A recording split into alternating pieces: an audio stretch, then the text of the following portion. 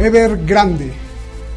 Evergrande, quizá usted no ha escuchado mucho, ni yo habíamos escuchado de esta empresa, pero es que es tan grande que una parte del Producto Interno Bruto, comparado para muchas otras empresas en el mundo, pues es bastante para ese país.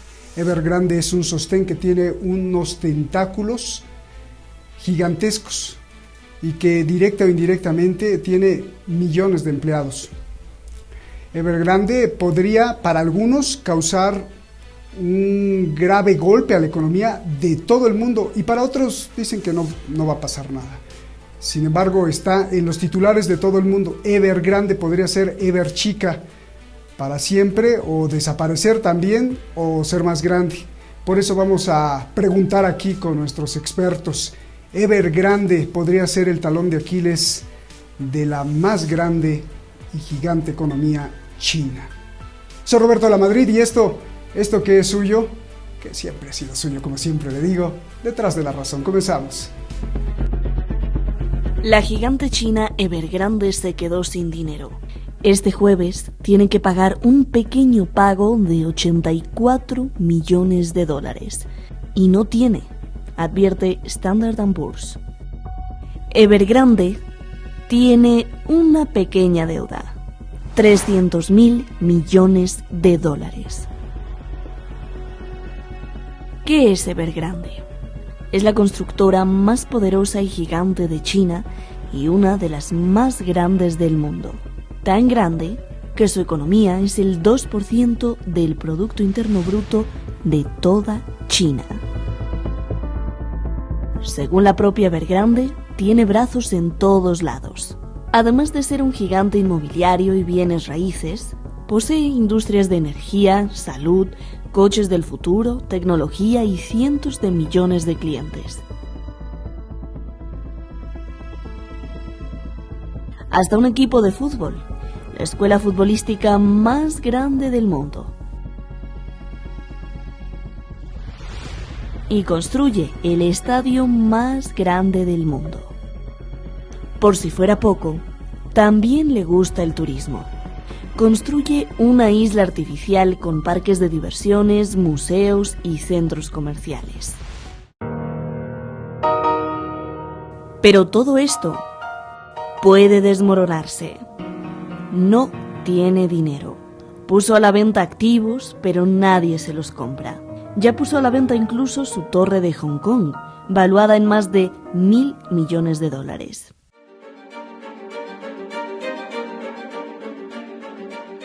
Los problemas pueden poner en aprietos a China.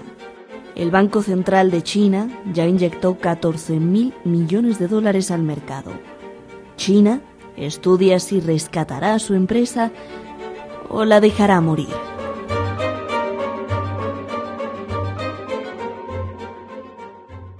Gracias al equipo de Detrás de la Razón. Es un paso gigantesco, no vamos a hablar de disparos, de guerra y de nada, sino de algo mucho más importante que está detrás de eso y que puede ocasionar eso. Nos fascinan estos temas. Gracias, equipo Detrás de la Razón, y gracias a usted que siempre ha estado ahí como sostén de este espacio, y seguimos creciendo como espuma. Gracias también a usted. Ya sabe que nos han quitado muchísimos canales, muchas veces nos han quitado por esta censura que establece YouTube, los grandes compañías del Big Tech, que no quieren que digamos o cuestionemos por lo menos no quieren que cuestionemos, pero gracias a usted.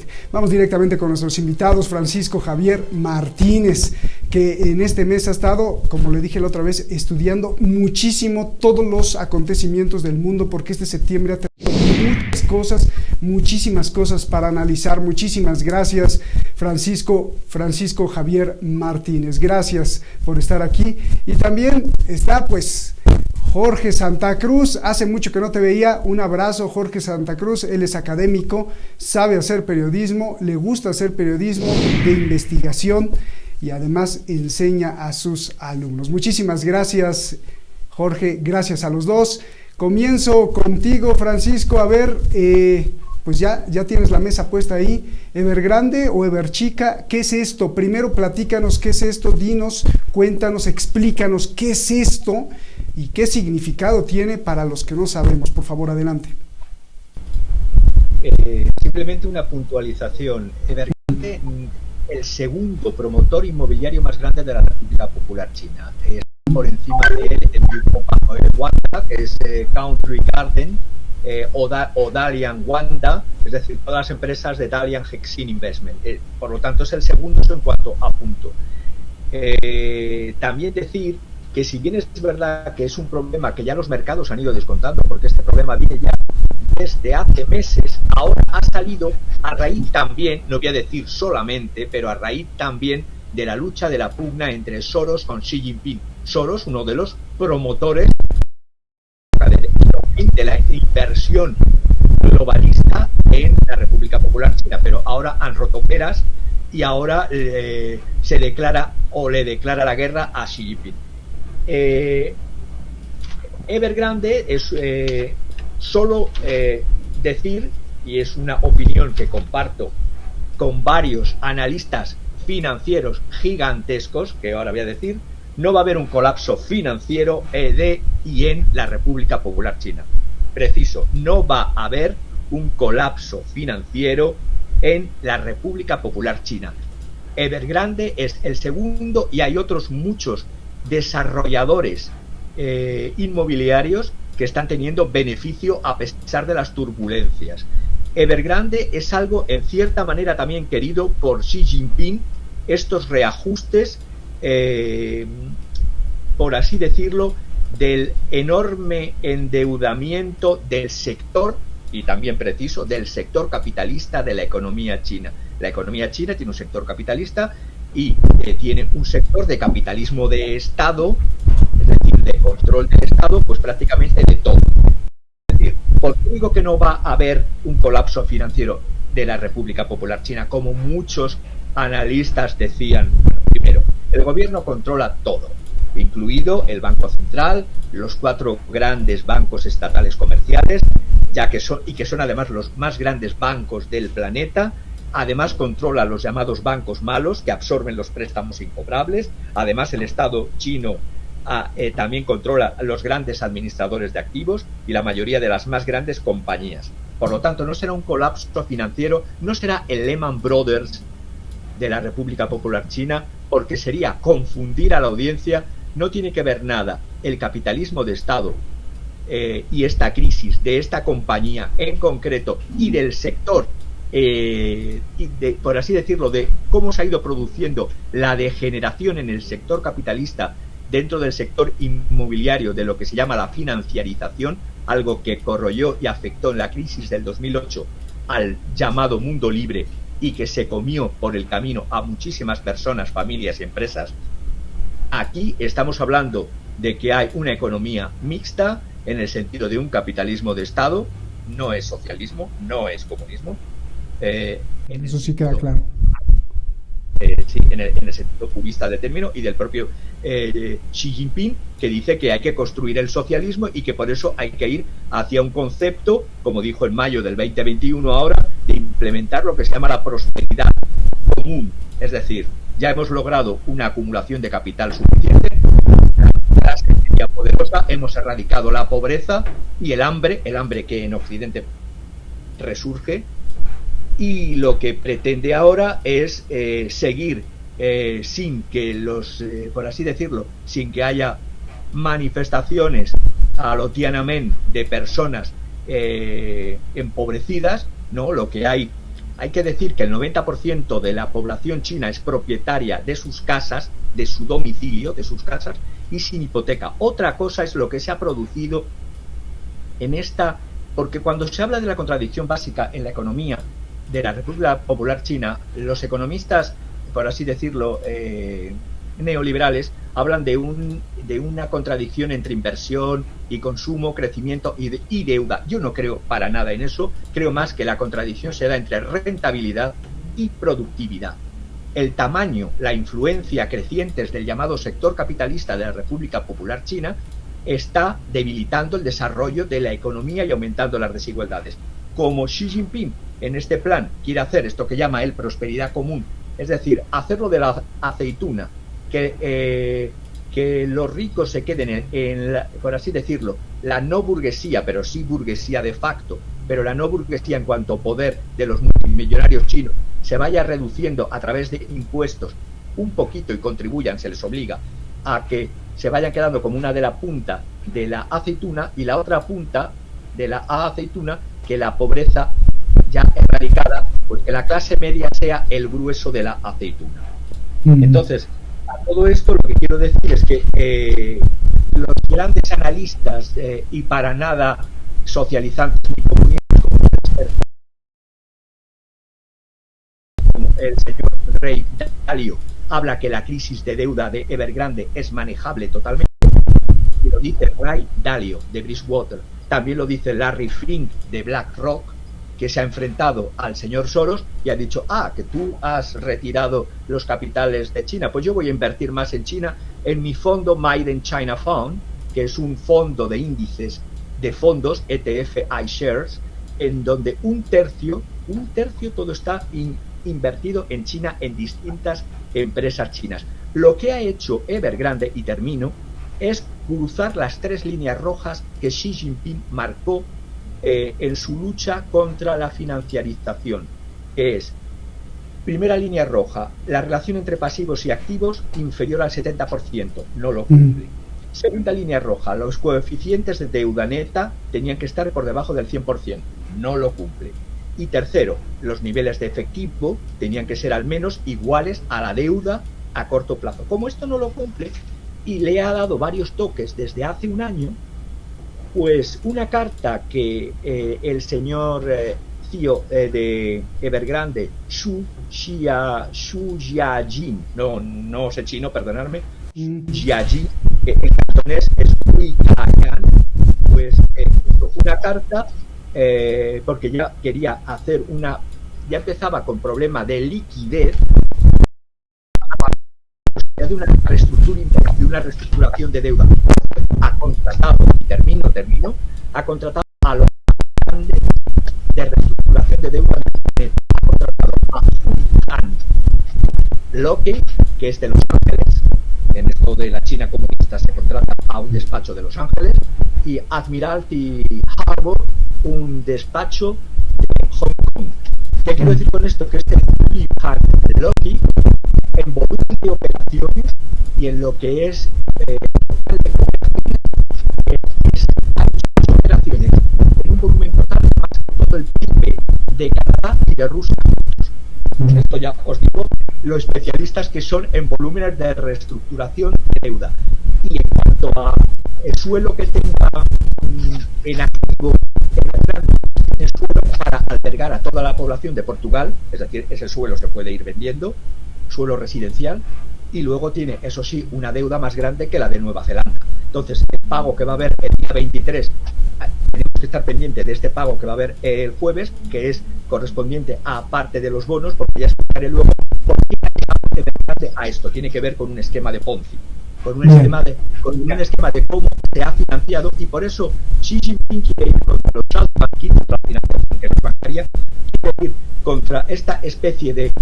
Lo ha dicho claro, la vivienda es para vivir, no para especular. El 90% de los chinos de vivienda, todo lo que se ha estado haciendo es comprar segundas, terceras y cuartas residencias para especular con ellas en las zonas donde no se ha podido acumular vivienda, porque hay zonas de situación, que es lo que se tiene que empezar a cortar, igual que ha empezado a echar mano a las tecnológicas y a el volumen de las tecnológicas y a quedarse con los sectores estratégicos de las tecnológicas, y eso es lo que le ha enfrentado a Soros.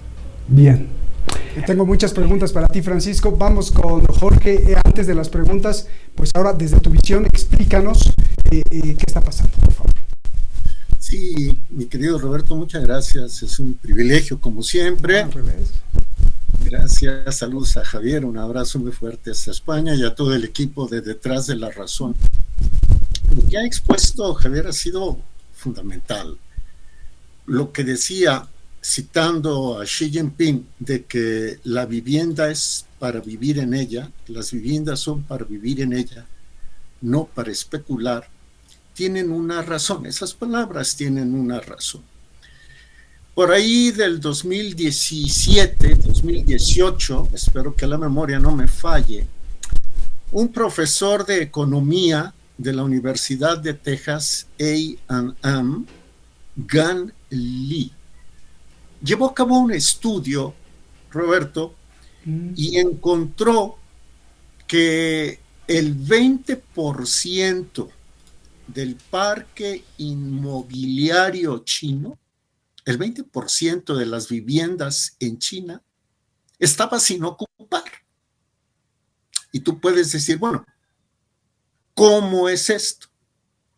Resulta que precisamente la gente que tiene más dinero en China encontró en los bienes raíces una forma de especulación. Esta especulación ha hecho que China tenga de las 10 ciudades más caras en bienes raíces, en precios de bienes raíces en el mundo, 7 sean chinas. ¿A dónde quiero llegar con esto?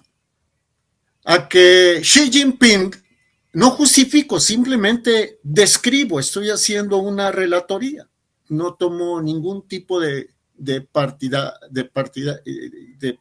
político o de afiliación política o filiación política. Lo que quiere Xi Jinping es terminar con la burbuja inmobiliaria especulativa. El estudio de Gan Lee, de la Universidad de Texas A&M, encontró, por ejemplo, que en el primer trimestre de 2013, el 48% de los compradores de vivienda en China eran compradores de primera vez, el 48%. Un año después, en el primer trimestre de 2014, ese porcentaje cayó de 48% a 20%.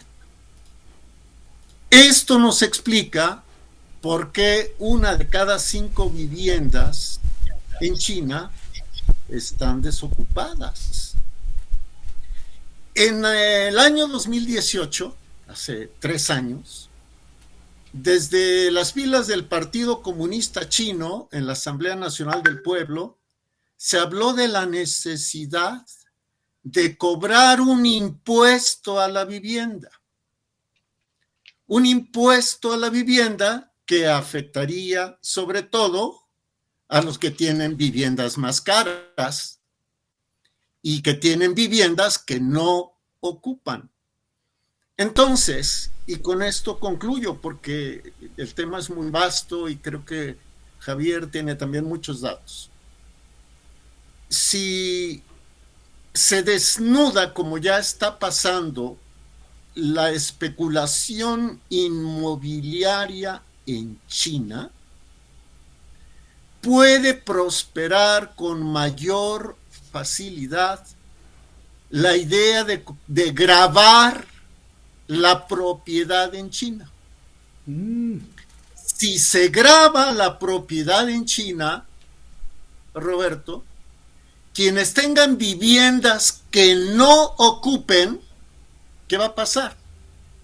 Las van a vender y las van a vender a precios módicos que le permitan al 10% de los chinos que no tienen casa hacerse de una.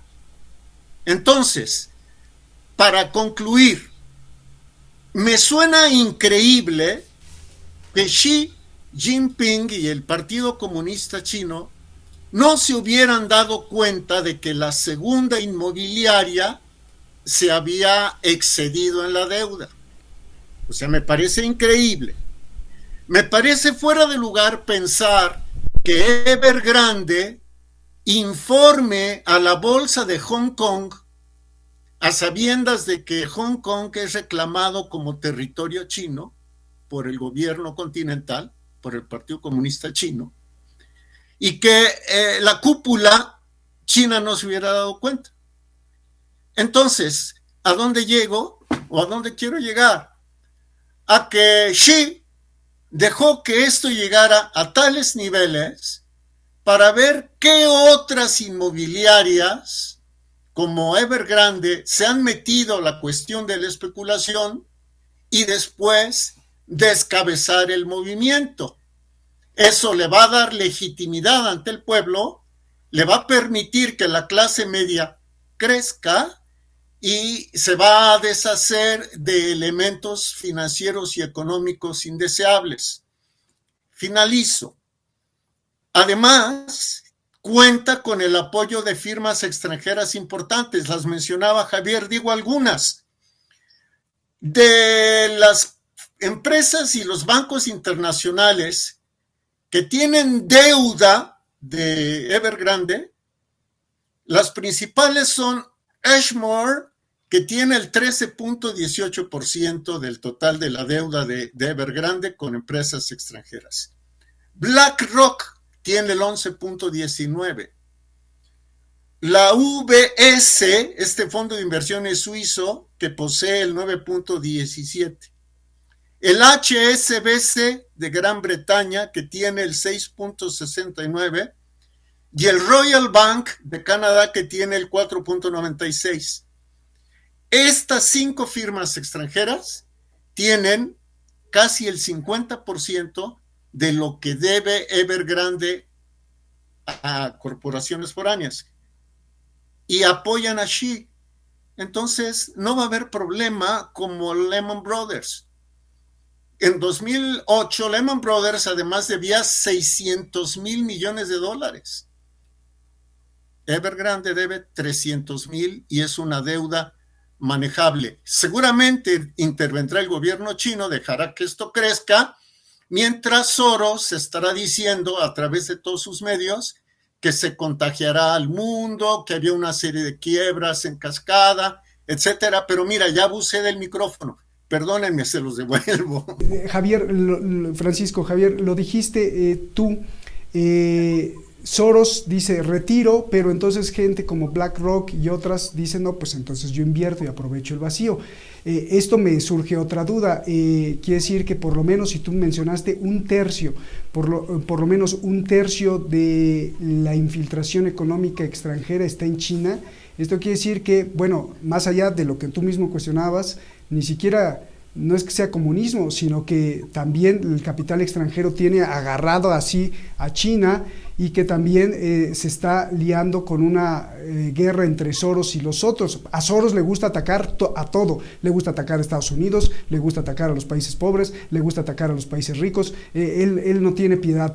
Pero si es así como dices, y también como nos está diciendo Jorge, pues el futuro económico de China pues es igual que el futuro económico de Estados Unidos y del mundo, ¿no? O sea, finalmente están decidiendo, aunque sea en una proporción menor, están decidiendo los capitales extranjeros ahí.